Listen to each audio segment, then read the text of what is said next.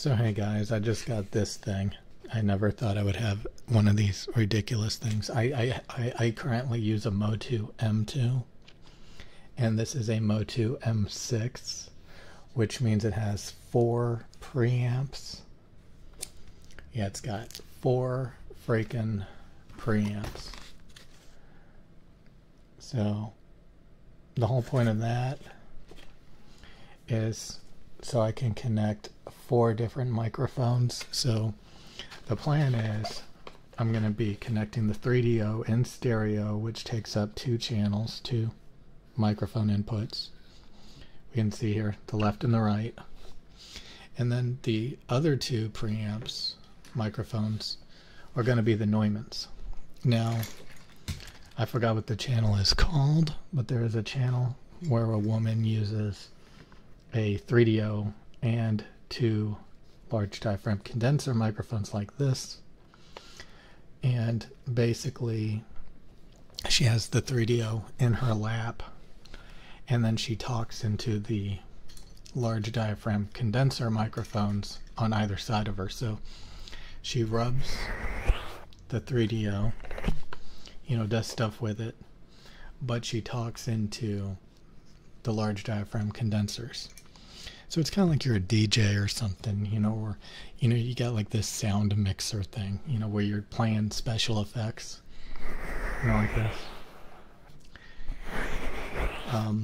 I noticed in my wife's videos that she's been making recently that, God, she turned the headphone all the way up.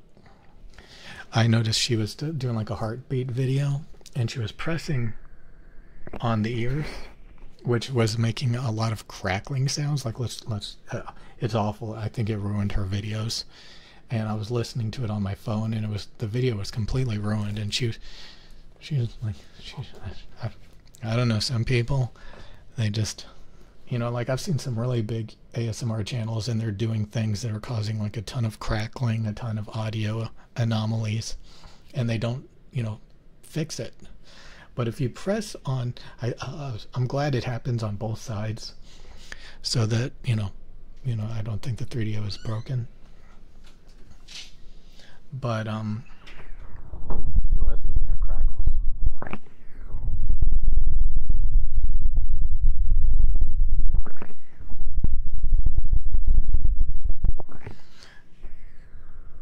So you just, you know, you just don't squeeze or press on the ears, and then it seems to be fine.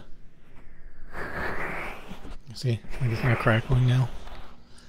You know, but you know, I could see how somebody would want to press on them, like to have a pressure sound effect, but you don't really need to do that. You just, and you don't have to press that hard for it to start doing that. So, but anyway, you know, an audio interface like this thing is not that interesting, but it is expensive. It's like $400. And you know, a lot of times when you buy things like this, you know, it's a big deal at first, and then after you have it all set up, you kind of forget that you spent all this money again.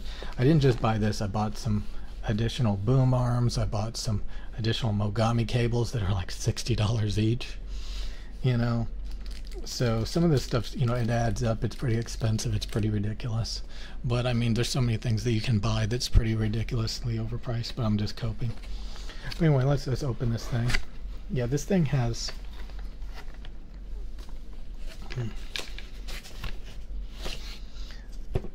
This thing is, you know, I think it's for music studios, you know, at this point.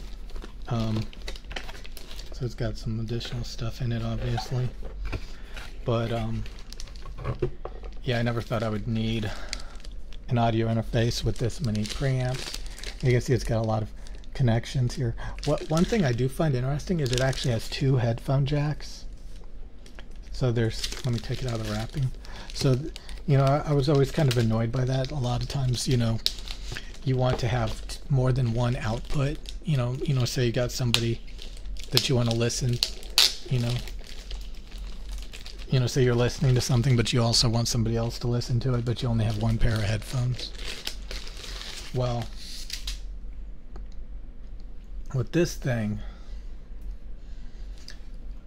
it has 2 headphone jacks. Yeah, this has USB-C.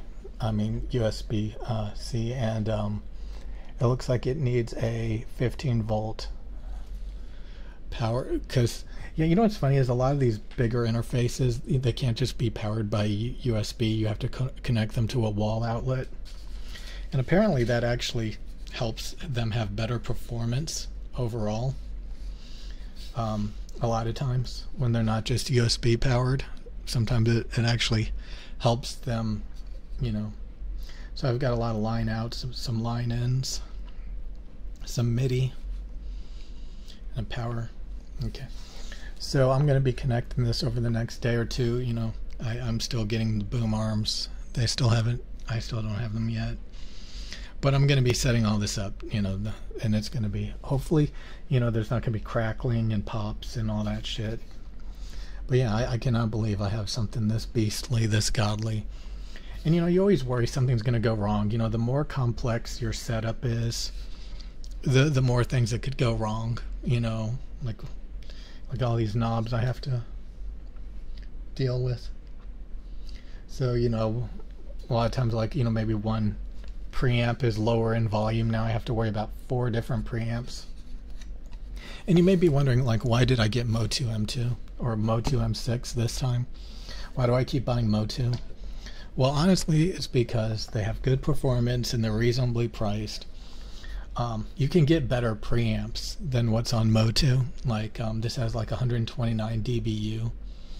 Theoretically, I think the best you can get is like negative 133 dBu. So, you know, these preamps aren't the quietest preamps. You know, they have a little bit of noise compared to some of the more quiet preamps. But a lot of those are like $100 more.